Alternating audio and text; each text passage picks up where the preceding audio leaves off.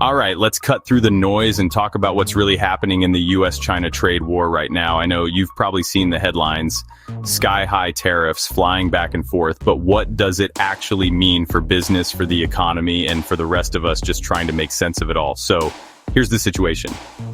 The US and China have basically slapped a mutual trade embargo on each other, not with outright bans, but with tariffs so high that businesses are being priced out.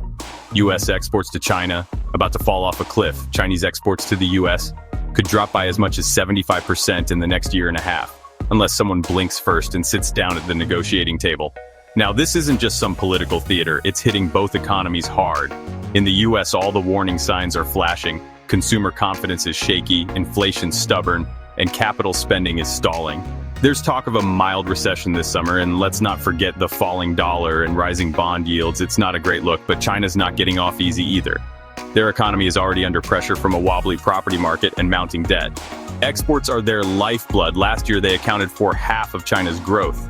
So this trade war, it's a real threat. But here's what's fascinating. Neither side has played all its cards yet. The US could still use powerful financial and export control measures. China, on the other hand, might devalue its currency or target American firms if things heat up. And both countries are trying to decouple. In other words, untangle their economies from each other for good. Now, with all these tariffs, China's been rerouting exports through countries like Vietnam, India, even Mexico to dodge trade barriers. The US has responded with reciprocal tariffs on over 100 countries, but just called a 90-day pause to try and stabilize markets and maybe strike some new trade deals. At the core, this isn't just about tariffs or TikTok bans. It's about China's massive trade surplus and the way their economy is structured, state-backed companies, limited market access, and a playing field that other countries say is anything but level. The bottom line, this trade war showdown isn't going away anytime soon. But with so much at stake, you can bet both sides are looking for an off-ramp.